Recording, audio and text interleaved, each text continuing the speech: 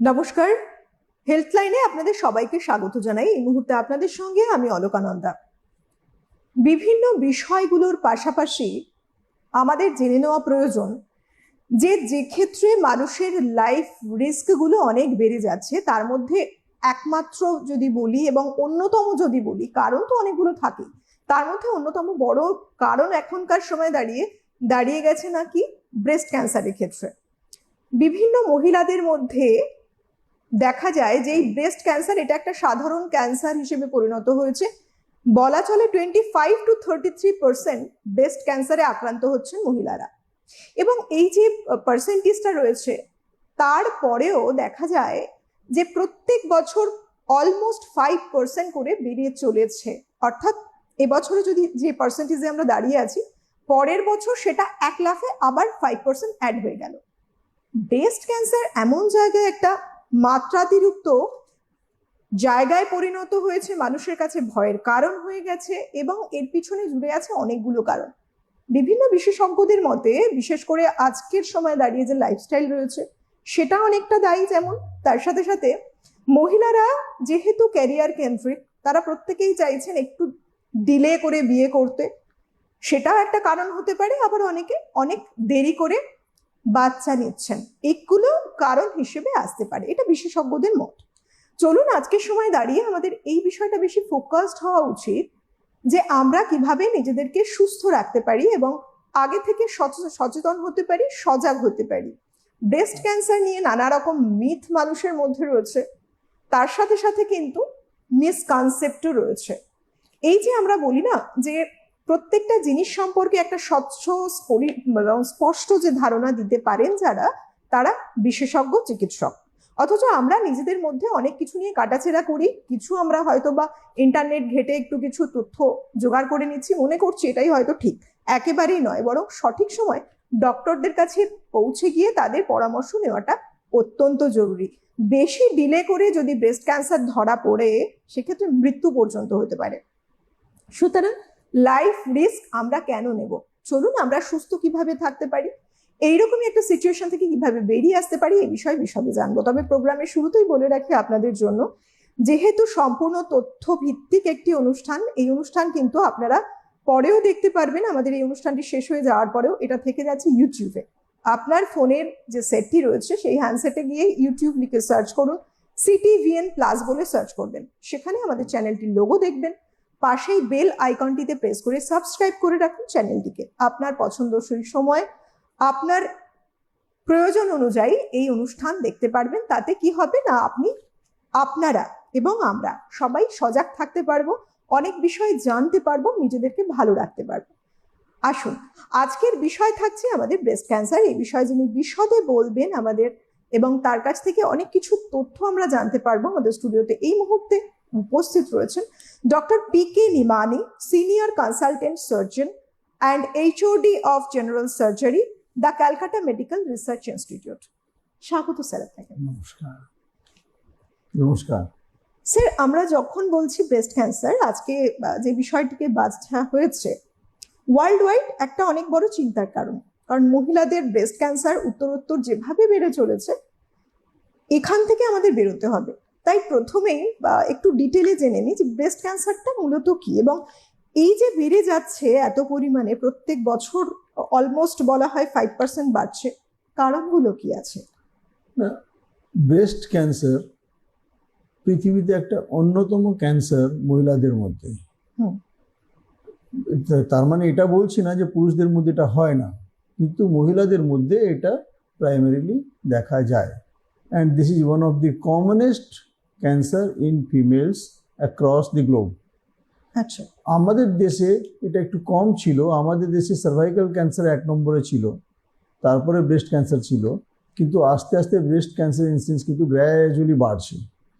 বাড়তে বাড়তে এখন প্রায় কাছাকাছি চলে এসছে, 1 নম্বর হওয়ার রেসে কিন্তু বেশ এগিয়ে রয়েছে।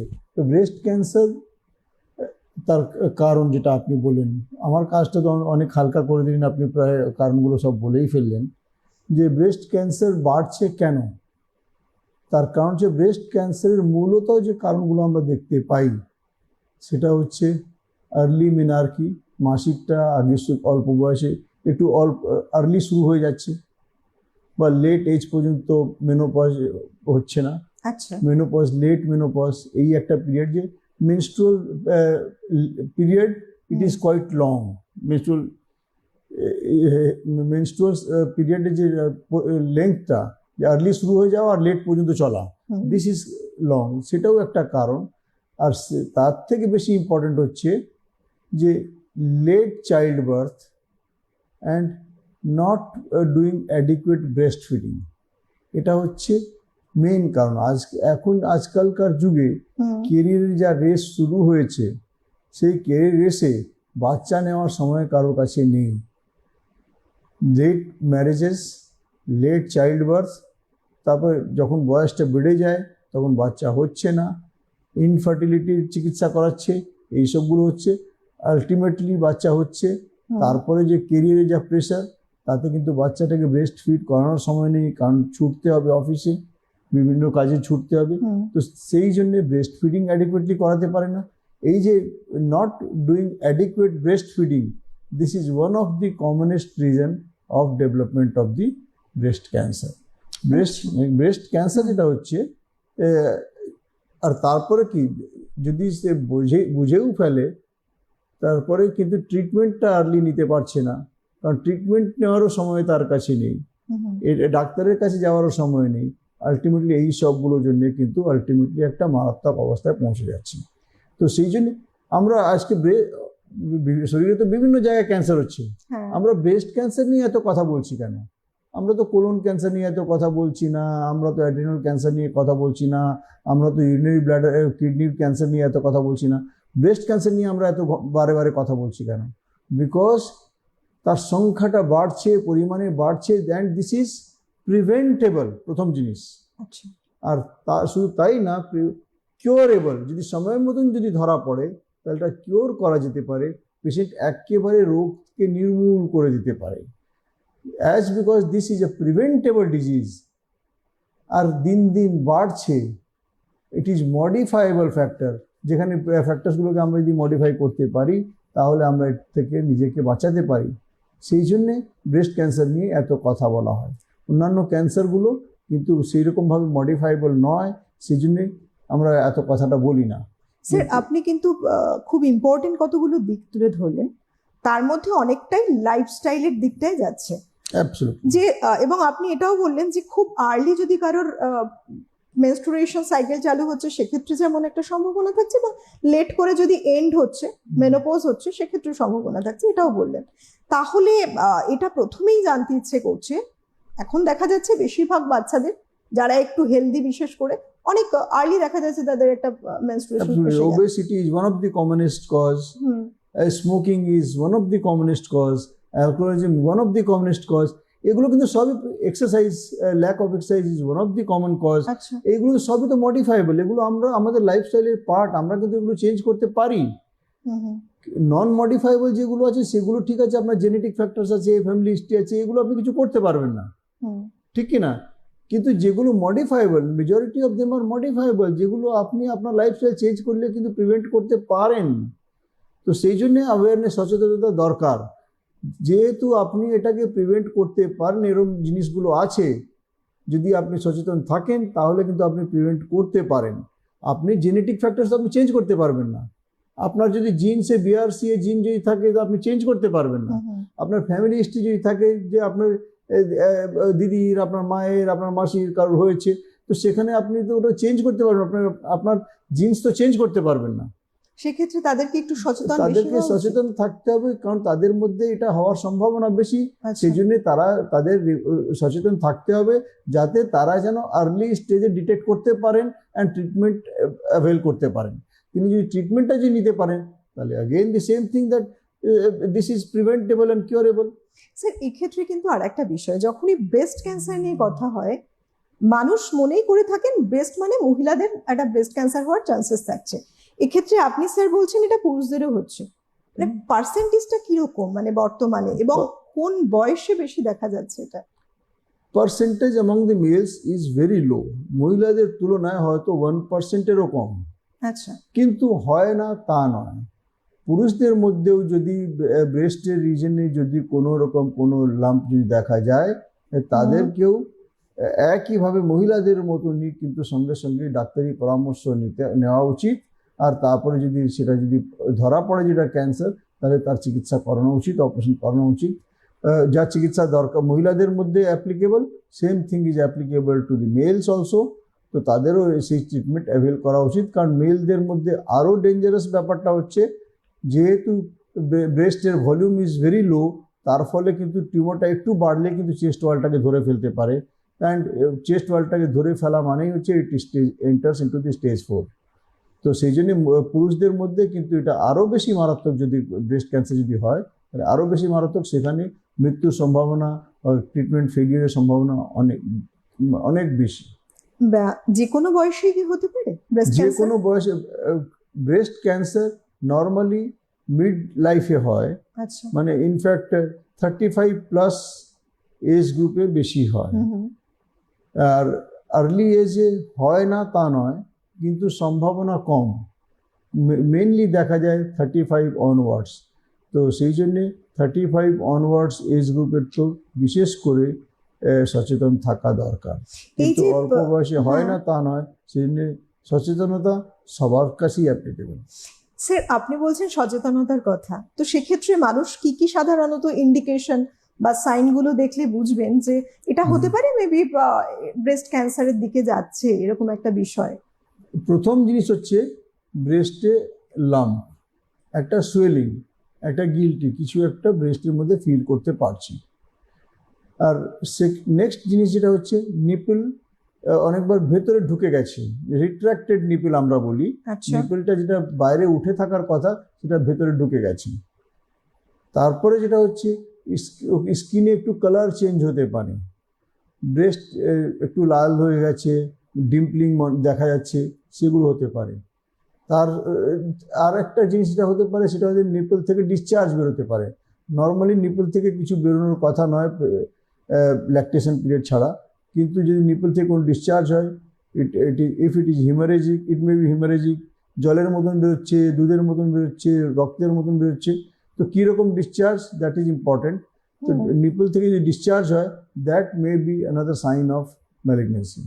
আর তাছাড়া যেটা হচ্ছে ব্রেস্টের সাডেনলি একটা শেপে চেঞ্জ হয়েছে, শেপ বা সাইজে সাডেন চেঞ্জ যদি কিছু দেখা যায়, that may be a sign of malignancy. এরকম সিচুয়েশন যদি দেখতে পাওয়া যায়, তাহলে কিন্তু সঙ্গে সঙ্গে ডাক্তারের সঙ্গে পরামর্শ করা উচিত, কারণ this may be beginning of malignancy, beginning of cancer. আচ্ছা, মানে এক্ষেত্রে অনেকগুলো স্টেজও থাকে? হ্যাঁ, স্টেজ থাকে। ব্রেস্টের টিউমারের যে সাইজটা আছে, সাইজ একটা ফ্যাক্টর। তারপরে ওখান থেকে কোনো স্প্রেড করেছে কিনা, লাম্পটা ওখান থেকে ব্রেস্ট ক্যান্সার নর্মালি স্প্রেড শুধু আর্মপিট, আমরা যেটাকে একজিলা বলি, একজিলাতে স্প্রেড করে। আর তারপরে আরও যদি অ্যাডভান্স হয় তখন কিন্তু নেকে চলে যেতে পারে, আর লাংসে যেতে পারে, লিভারে যেতে পারে, বোনসে যেতে পারে।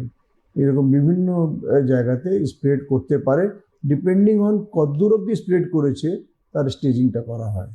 স্যার, এক্ষেত্রে খুব একটা প্রশ্ন আমার মনেই আসছে যে এমন কি হয়, যেহেতু আপনাদের লম্বা সময় একটা প্র্যাকটিস লাইফ রয়েছে, সেক্ষেত্রে যে দেখা গেল মানুষ বুঝতেই পারলেন না প্রথম দিকে যে একটা ব্রেস্ট ক্যান্সার রয়েছে, হয়তো অন্যান্য সিমটমস গুলো নিয়ে তিনি উপস্থিত হলেন, পরবর্তী সময় সেটা একটা লাইফ রিস্ক এমন জায়গায় চলে গেছে, এমন কি হয়ে থাকে কখনো? না, নিশ্চয়ই হয়েছে। আমার কেরিয়ারে অনেক পেশেন্ট এরকম এসছে যারা প্রথমে হয়তো বুঝতে পারেনি, কিছু পেশেন্ট যারা বুঝেছে তাকে নিগলেক্ট করে কারোর সঙ্গে শেয়ার করেনি, নিজের ফ্যামিলিতে শেয়ার করতে পারে, বন্ধু বান্ধবের সঙ্গে শেয়ার করতে পারে, কলিগসের সঙ্গে শেয়ার করতে পারে। তার মধ্যে দেখবেন আরও কয়েকজন যারা আছে যারা একদিন কারোর সঙ্গে শেয়ার করেনি, তাদের মধ্যে হয়তো দু একটা পেশেন্ট আরও পেয়ে যেতে পারেন যারা অলরেডি ট্রিটমেন্ট অ্যাভেল করেছে কিন্তু কারোর সঙ্গে শেয়ার করেনি। এইগুলো হলে কিন্তু একটা কেউ না কেউ তাকে ডাক্তারের কাছে নিয়ে যাবে। তো সেই জন্য প্রথম জিনিস হচ্ছে নিজের ক্লোজ যে যারা রয়েছে, যাদের উপর আপনি ভরসা করতে পারেন, সেরকম কারোর সঙ্গে শেয়ার করা। শেয়ার করলেই তা আপনার চিকিৎসাটা শুরু হবে। তো প্রথম জিনিস যেটা বুঝতে না পারা, তারপরে হচ্ছে বোঝার পরেও নেগলেক্ট করা। তো এই নেগলেক্ট করা যেটা হচ্ছে সেটা হচ্ছে আরও বেশি মারাত্মক। আমার কেরিয়ারে এরকম পেশেন্টও এসছে যার ব্রেস্টে লাম্প ছিল, তিনি খুবই শিক্ষিত মহিলা, তার লাম্পটা ছিল, তিনি কারোর সঙ্গে শেয়ার করেননি, লাম্পটা আরো বড় হয়ে গেল, হয়তো বড় হতে বুঝতেও হতে পারেননি। স্প্রেড করলো, হুম। সেটাও উনি গুরুত্ব দেননি। তারপরে সেই জিনিসটা স্প্রেড করে আলটিমেটলি স্পাইনে স্প্রেড করলো, স্পাইনে স্প্রেড করে ultimately patient presented to us with paraplegia, মানে দুটো পায়ে নিচে পায়ে দুটো পায়ে প্যারালাইজড, সেই অবস্থায় উনি প্রেজেন্ট করলেন। যখন প্যারাপ্লেজিয়ার ট্রিটমেন্ট ইনভেস্টিগেট করা হচ্ছে, তখন দেখা গেল স্পাইনে মেটাস্টেসিস রয়েছে। আচ্ছা। তারপরে প্রাইমারি খুঁজতে গিয়ে দেখা গেল ব্রেস্টে টিউমার রয়েছে। হুম। তিনি বলেন, হ্যাঁ এটা তো আমি দেখেছি কিন্তু কাউকে বলিনি। আচ্ছা, আর উনি বুঝতে পেরেও বলেন? বুঝতে পেরেও কাউকে বলেননি, একটা শিক্ষিত মহিলা। হুম। আর তারপরে বছর খানিকের মধ্যে তিনি মারা গেলেন। সেটা চিকিৎসা করার পরে কিমোথেরাপি এগুলো করে she survive for a year or so.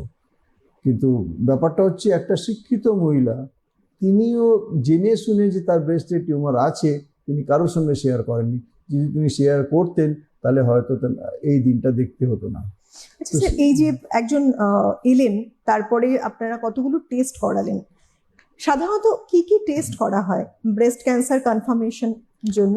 Test করার আগে প্রথম জিনিস যেটা হচ্ছে, তিনটে স্টেজ আছে। প্রথম জিনিস হচ্ছে ক্লিনিক্যাল এক্সামিনেশন। হুম।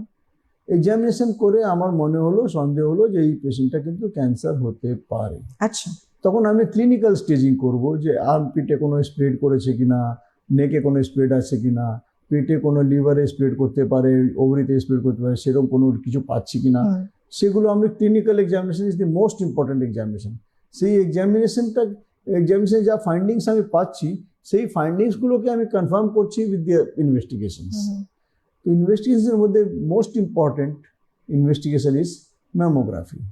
কিন্তু ম্যামোগ্রাফির ব্যাপারটা যেটা হচ্ছে, আমরা normally before the age of 35 আমরা কিন্তু ম্যামোগ্রাফি করতে চাই না।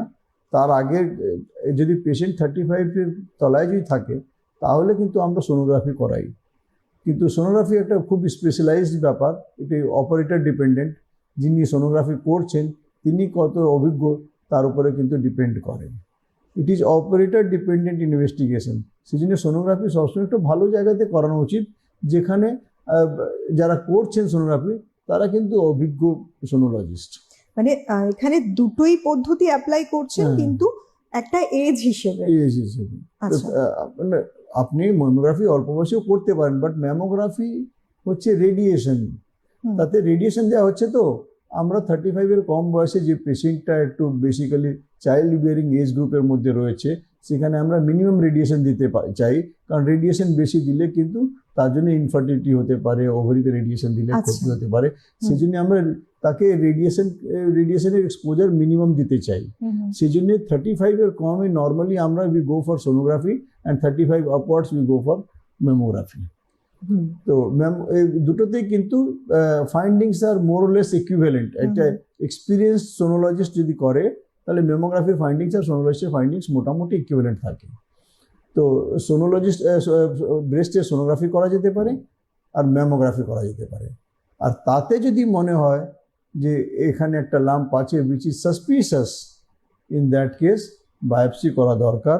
সেখানে যে আজকাল যেটা করা হচ্ছে, ট্রু কাট বায়োপসি, একটা নেডিলের মতন জিনিসটা ঢুকিয়ে সেখান থেকে একটু মাংসের একটু পিস পাওয়া যায়, সেই পিসটাকে পরীক্ষা করা হয়। পরীক্ষা করে যদি বায়োপসিতে যদি প্রমাণিত হয় যে ম্যালিগনেন্ট রয়েছে, তখন কিন্তু পরবর্তী চিকিৎসা প্ল্যান করা হয়। স্যার, এক্ষেত্রে একটা বিশেষ দিক রয়েছে, যেটা সাধারণত শোনা যায়, যে বলে থাকেন বিভিন্ন ডক্টররা, যে নিজেদের থেকে একটা নিজেদের Examine করা। খেয়াল রেখে যে একটা এক্সামিনেশন করতে পারো, এটা মাঝে মধ্যেই দেখা উচিত। এই বিষয়টা কি, এই যে সেলফ এক্সামিনেশন, ব্রেস্ট এটা কি সেলফ করে করবে? Examination, yes.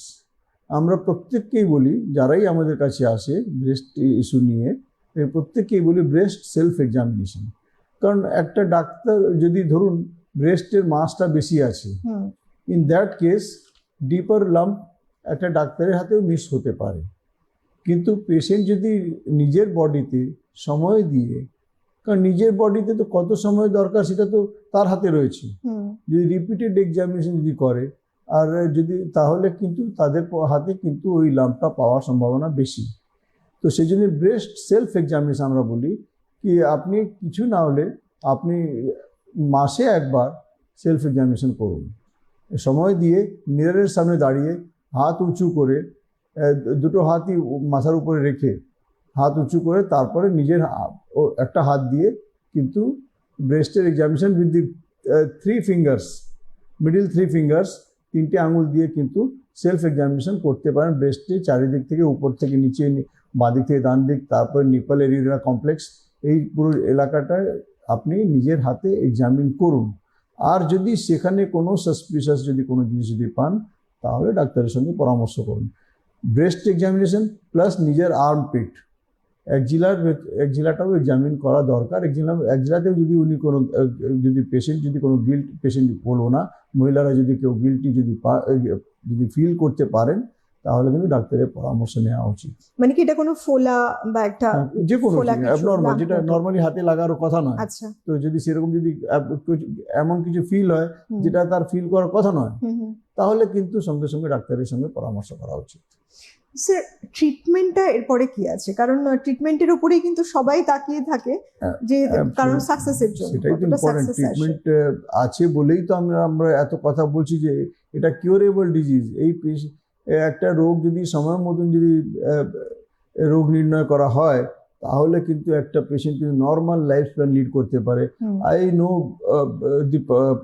মানে এমন মহিলাদেরকে আমি চিনি যারা কিন্তু কেরিয়ারে highly successful, and she is a breast cancer survivor.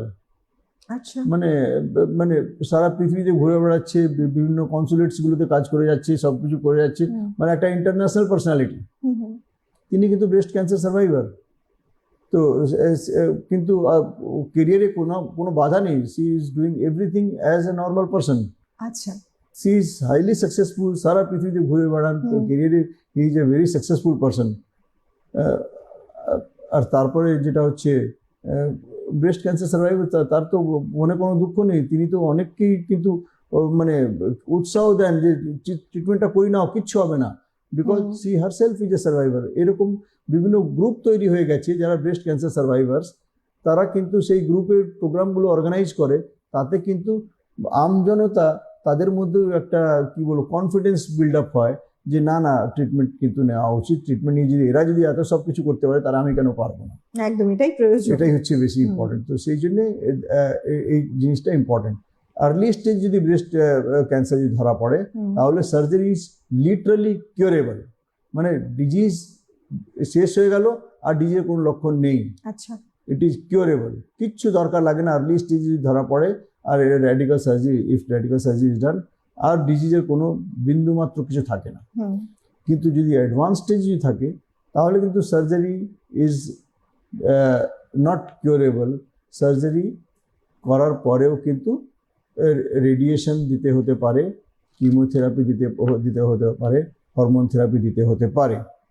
তো সেটা ডিপেন্ড করছে what kind of cancer it is, আর তারপরে what stage the patient has availed the treatment, কোন স্টেজে পেশেন্ট ট্রিটমেন্টটা নিয়েছে, তো তার উপর নির্ভর করছে। সার্জারি ইজ ওয়ান, সার্জারির সঙ্গে অন্যান্য জিনিসগুলো করতে হয়। আমরা যেগুলো বিভিন্ন রকম রিসেপ্টর স্টাডি করি, যখন একটা টিউমারটা বেরিয়ে যায় বায়োপসিতে যায়, তারপরে তার সঙ্গে আমরা রিসেপ্টর স্টাডি করি।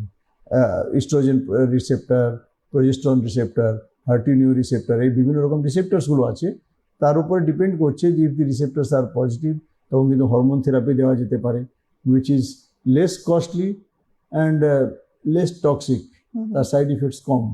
আর যদি রিসেপ্টর নেগেটিভ থাকে ইন দ্যাট কেস কিমোথেরাপি দিতে হতে পারে, সেগুলোর একটা নিজের সাইড ইফেক্টস আছে।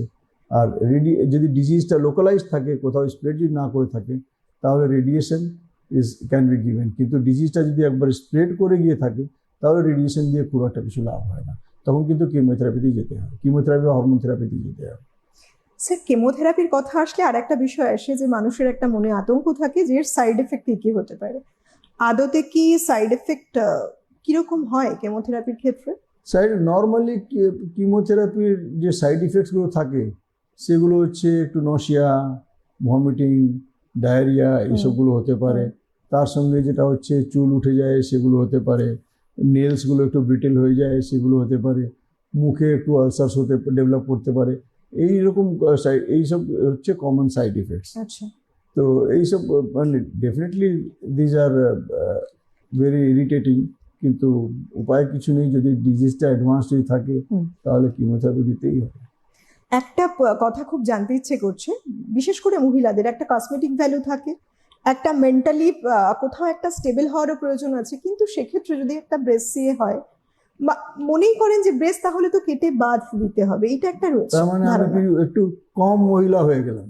হ্যাঁ, এই এবং তো মানে আমার মহিলা হওয়ার যে ব্যাপারটা হচ্ছে, তার মানে আমার একটু এলিজিবিলিটি একটু কমে গেল বোধ হয়। সবকিছু, এবং হ্যাঁ। সাজগোজের ক্ষেত্রেও মনে হবে ঠিক। যে তো কেমন হ্যাঁ, দেখতে তো লাগবে, সেরকম এটা যেটা আছে সেটা হয়। একটা ডেফিনেটলি একটা সাইকোলজিক্যাল ব্যাপারটা আছে।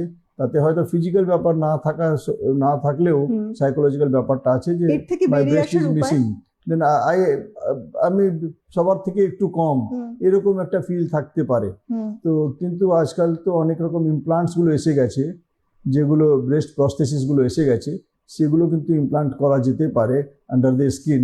সেগুলো যদি ইমপ্লান্ট করা হয় তাহলে কিন্তু নর্মাল ব্রেস্টের কন্ট্রোলটা ফিরিয়ে দেওয়া সম্ভব। আচ্ছা। সে প্লাস্টিক সার্জারি করে ওগুলো ব্রেস্ট ইমপ্লান্টসগুলো প্লেস করা যেতে পারে। হুম, সেগুলো করলে কিন্তু normal control can be restored. সেটা রিস্টোরেশন হয়ে যাওয়ার ফলে কিন্তু এই সাইকোলজিক্যাল ট্রমা যেটা আছে হুম। তার থেকেও কি বেরিয়ে আসতে পারেন। এবার স্যার আমাদের মানুষের মধ্যে বিশেষভাবে যেটা আমাদের একটা এই প্রোগ্রামটাই অ্যাওয়ারনেস প্রোগ্রাম, সবার আগে দরকার যে একটা রোগ যখন হচ্ছে সেটাকে আমরা কিভাবে প্রতিরোধ করতে পারি, তাহলে আমি ওই পথেই হাঁটবো না। কিভাবে সাধারণত প্রিভেনশন করা যেতে পারে ব্রেস্ট ক্যান্সারের মতো এমন একটা ডিজিজকে? প্রথম জিনিস হচ্ছে ক্যান্সারকে ভয় পাবেন না। Cancer can also be treated. Late ডিটেকশনকে ভয় পাবেন। আপনি ক্যান্সারকে ভয় না পাবেন না, কিন্তু ক্যান্সারের লেট ডিটেকশনটাকে ভয় পাবেন। তার ফলে কিন্তু ক্যান্সারের ব্যাপারে সজাগ থাকুন। আপনার যা যা করণীয়, যেগুলো আমি বললাম মডিফাইবল ফ্যাক্টরস, সেগুলো কিন্তু আপনি করুন। নন মডিফাইবল আপনি পারবেন না, কিন্তু মডিফাইবল ফ্যাক্টর হচ্ছে রেগুলার এক্সারসাইজ করুন, ওবেসিটি ডেভেলপ করতে দেবেন না, তার মানে নিজের বডি ওয়েটটাকে মোটামুটি একটা হেলদি লেভেলে মেনটেন করুন, স্মোকিং অ্যাভয়েড করুন, অ্যালকোহল যতটা অ্যাভয়েড করতে পারেন ততটা অ্যাভয়েড করুন। আর তারপরে যেটা হচ্ছে যখনই কিছু হবে তখনই কিন্তু সঙ্গে সঙ্গে যখনই আপনার বডিতে মনে হচ্ছে there is something abnormal which should not have been there, তখন কিন্তু সঙ্গে সঙ্গে কিন্তু ডাক্তারের পরামর্শ নেবেন। ডাক্তারের পরামর্শ নিতে আপনার কোনো কিছু মানে অসুবিধা হয় না। আপনি পরামর্শ নিলে কিন্তু নিজের জীবনটাকে রক্ষা করতে পারবেন। এবং এটাই বোধহয় সব থেকে বেশি প্রয়োজন, যে আমরা কিভাবে প্রিভেন্ট করতে পারি কোনো ডিজিজকে। ডিজিজ হতেই পারে, শরীর থাকলে রোগ আসবে, এটা স্বাভাবিক, কিন্তু হেল্পলাইনের মতো এমন যে অনুষ্ঠানগুলো এই কারণেই, যেহেতু অনেক তথ্য সমৃদ্ধ অনুষ্ঠান, প্রত্যেকের দেখা উচিত নিজেদের সচেতনতার জন্য, নিজেদেরকে ভালো রাখার জন্য। আজকের মতো সময়টা হাতে নেই, অনুষ্ঠান শেষ করব। অনেক ধন্যবাদ স্যার আপনাকে। নমস্কার। ধন্যবাদ আপনাদের সবাইকে। ধন্যবাদ। প্রত্যেকে খুব ভালো থাকুন, সুস্থ থাকুন। নমস্কার। নমস্কার।